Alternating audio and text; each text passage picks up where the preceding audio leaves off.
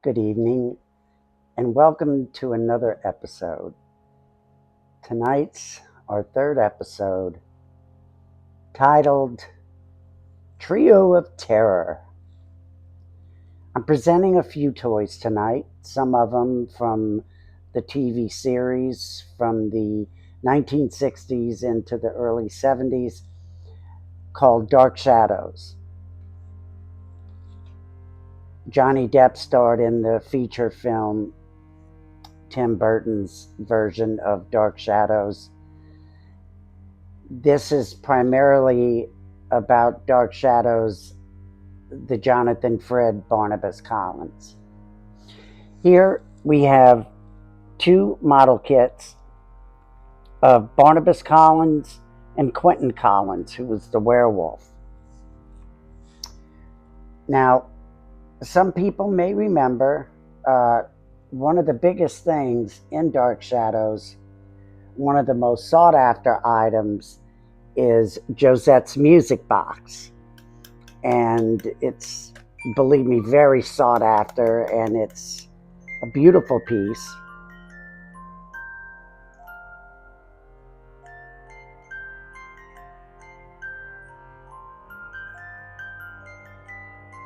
Every time Josette would play this, she would fall under Barnabas's spell. Here, I have a plate, which it's a set of 12. I got this from the estate of Grayson Hall.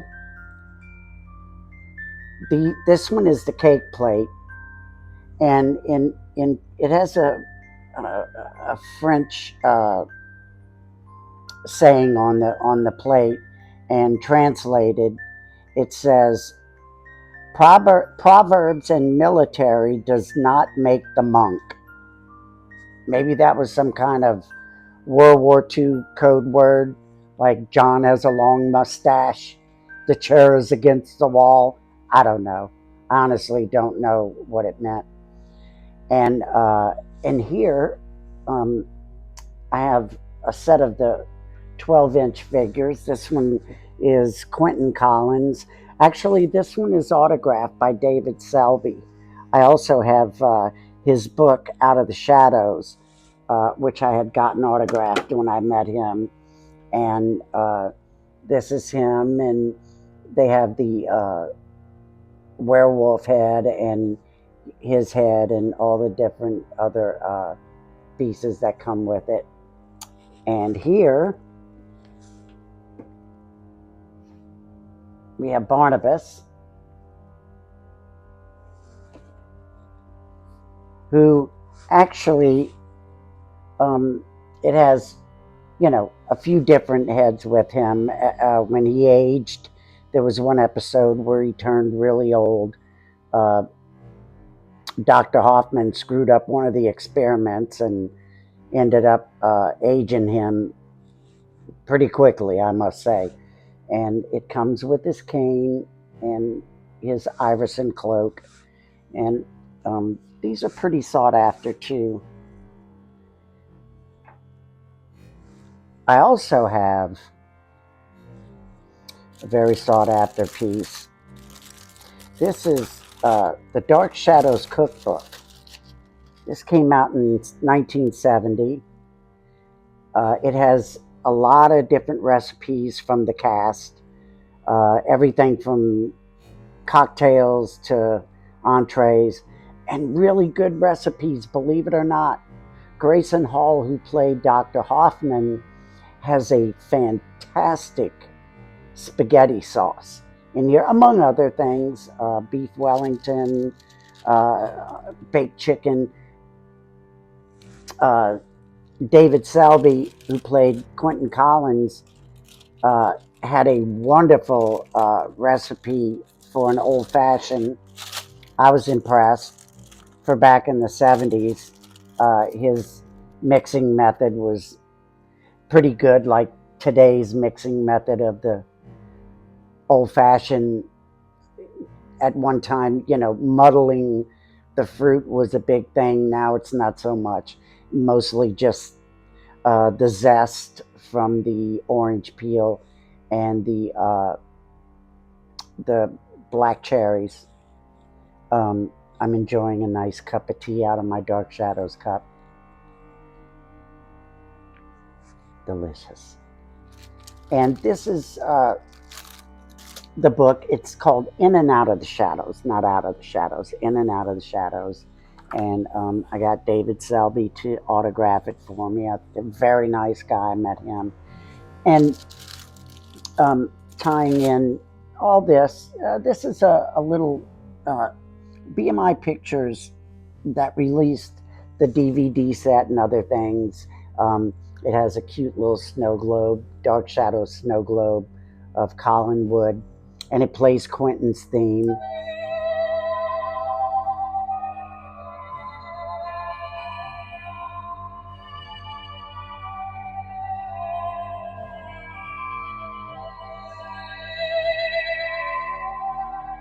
Very nice.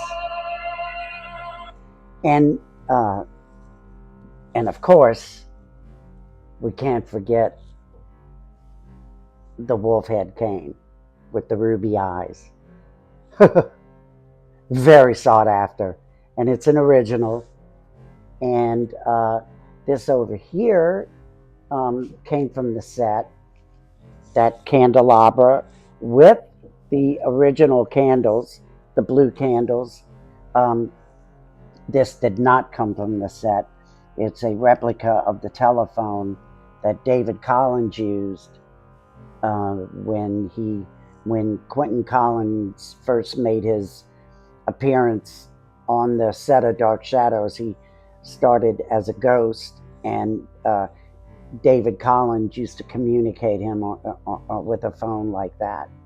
And here we have Barnabas Collins' van, and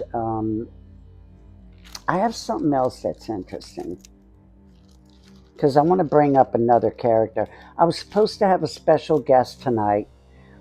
She couldn't make it. She's in Laurel Canyon. Had a prior commitment to that. Thought she'd be done in time, but she couldn't.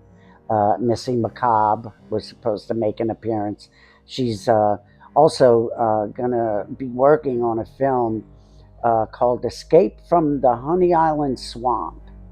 She plays Hattie Cromwell, who's a supposed witch living alone in the woods of the swamp, and has two trained alligators, 12 feet alligators. Alex and Stella are the names of the alligators, and she's trained them well. She's trained them to go after anything that gets near her shack. But what I wanted to do, I have some original Dark Shadows comics, and I just wasn't able to find them, and I apologize for that. While I'm putting some things in at the end, if I could find them in time, I'll include those at the end, which some of the others I'll be taking pictures of and slipping them in at the end. Dark Shadows and Vampirella. Vampirella was the sexy, cosmic, out of this world vampire who came to Earth to fight crime. I remember the comics when I was a kid. They were my total favorite. There were others, but Vampirella was my girl. This is the 12-inch, very extremely sought after. If you could find them, they're quite expensive. On this one, I'll show pictures at the end. You could see the blood dripping from her mouth, and she comes with different heads that you could put on her. And but Barnabas and Vampirella had quite a relationship. These are a few of the comics that they did with Barnabas and Vampirella. And this is another one. There's a few of them. I would really have liked to have gotten most of my comics and other artifacts from Dark Shadows. It's just that there's so many things that I have, and they're everywhere. And I want to show you this. Now this is one of my, I've had it since I was a kid. It's a Vampirella comics. This is the 1972 edition, and on the back is an advertisement for the model kits that Aurora came out with after they did. Aurora Plastics Corporation had the old model kits. I had shown one of them in my previous video, the Phantom of the Opera, and Aurora model kits had come out with a line of the Chamber of Horrors. They came out with the guillotine, which ended up making it, but people complained about the guillotine model so much that they stopped the line of the Chambers of Horrors that they were going to do. And there was such an uproar by parents. I believe it was in 67, 68 when it came out. They were doing the hanging tree, which I was able to get my hands on one of those. They were going to do the electric chair and the rack, but of course they didn't do it. So what they did, they ended up coming out with this line of kits, and it had a Frankenstein monster. There was Dr. Deadly. They had the Pain Parlor. They had the Pendulum. They had Vampirella. The Hanging Cage, the Victim, as I said, a few of them. And this is another Vampirella comics, and also, which I wanted to throw it in because it was cool. I'm sure a lot of people remember Famous Monsters of Filmland. I have several Famous Monster comics or magazines, and now, of course, we all know Vincent Price. This is one of the newer figures from NECA. It's really nice. It's I want to say it's like a 6 or 7 inch, and it comes with various heads that come with him and other things. I'll have pictures of it at the end. And now this one over here is the Raven. Vincent Price is the Raven. His character in the Raven, which is, it's not that old. I can't remember, maybe the late 90s, I believe it came out.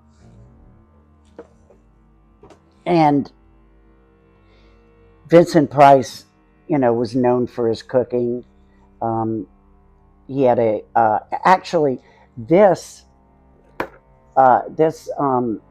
particular kit here actually comes, it's right here, it comes with a copy of this book, Cooking Price Wise, by Vincent Price. Now, this one right here, 1965, this one is fantastic. It's a treasury of great recipes by Mary and Vincent Price. Him and his wife collaborated together on this cookbook. This is an original 1965 first print. It's fantastic.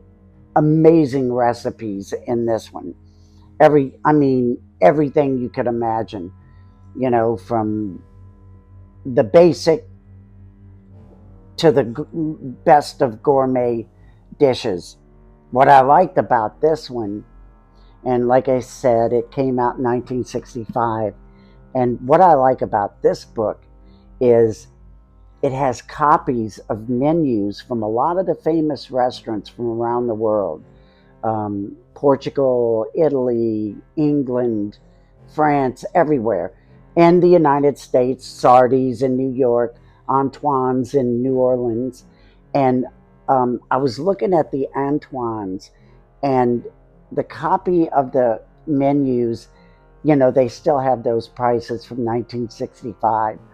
and one of them was filet mignon for two, $6.50 for two filet mignon dinners at Antoine's.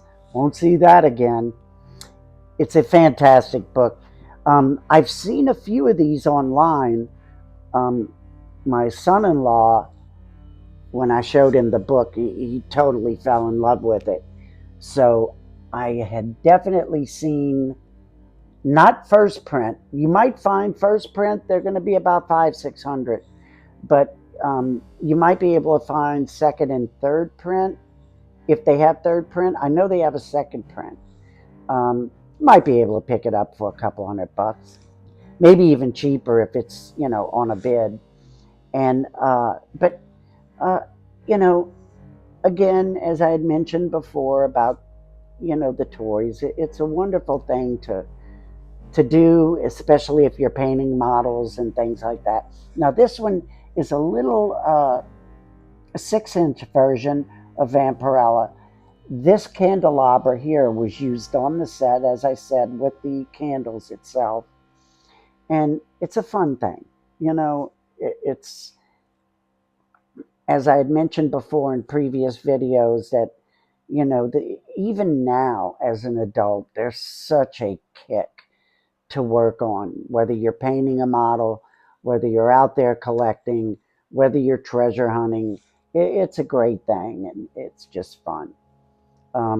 I have the collection of the Dark Shadows DVDs that come in a coffin, and every DVD, it makes up Barnabas in his coffin, and it's all episodes. And what's great about uh, the Dark Shadows DVDs, they, at the end, the announcer will tell you what's coming up next, or they'll tell you what's playing later that night, because it aired on ABC. And on one of the episodes at the end, the announcer says, "Stay tuned tonight at 7 o'clock live, the Beatles on Ed Sullivan." It's just, you know, and they would have all these kind of things. There was a show called Where the Action Is, and it came on after Dark Shadows. And anyone who grew up with Dark Shadows knows it would come on at 3 o'clock, and we would run home from school to watch this show. And it's funny because when I look on videos on YouTube and comments, I've noticed that a number of people had said the same thing. They used to run home from school to watch Dark Shadows. I'm like, yes, that is true, because I did the same thing. And it was really fun. It was different, you know. There was no, and it was a soap opera, and there were no soap operas like it. When they first did Dark Shadows, you know, it was a little dragged out. It wasn't going anywhere. And then they came up with the idea, hey, look, you know, we're kind of stuck on this series. You know, why don't we turn it into a Gothic style soap opera? And that's where you could see it change, you know, at the beginning. And, you know, they would throw in ghosts, like the ghost of Josette Collins. And then it went on to other mysterious and ghostly things. And then Barnabas made his appearance, and that's when it became a really big hit. And but I just, you know, wanted to share this with you, and I hope you get a chance to look at Dark Shadows if you get a chance. Starts out a little slow, but after episode 209, I believe, episode 209, that's when Barnabas comes on the scene. It's good before that. It really is. It's worth watching from the beginning.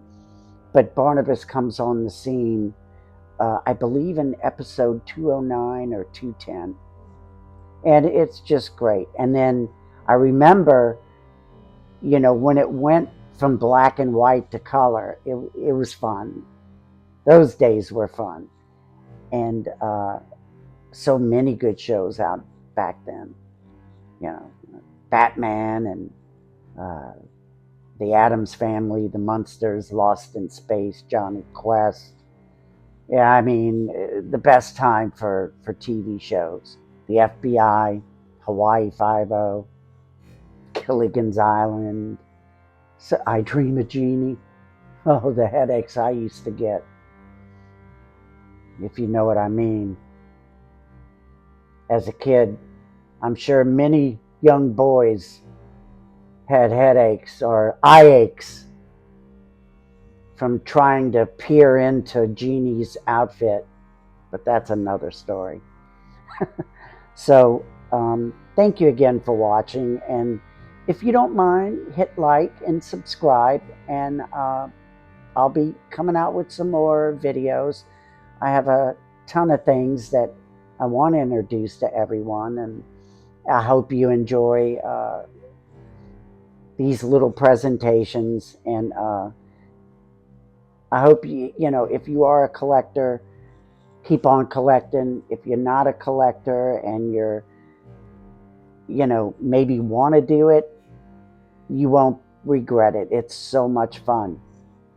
On this model, I remember as a kid when I first built it. This one's never been opened, but I remember as a kid when I built it, the arms, there's a piece of wire in the arms, and you could move it, you know, different ways, so the arms are flexible, but it didn't adhere that well with the glue, because, you know, at the time they used to have some really good model glue, but people started doing things with the model glue, and they ended up outlawing the good model glue, and some of the model glue that they had at the time didn't work as well as the original modeling glue. If you want to look up what happened in the 60s and 70s with the whole modeling glue thing, I'd rather not mention it on here, but they ended up banning it. So again, thank you for spending this time with me, and I wish you the best. And actually, today is St. Patrick's Day, so I want to wish all the lads and lassies out there a wonderful St. Patrick's Day. And again, I hope to see you soon, and thank you so much for watching.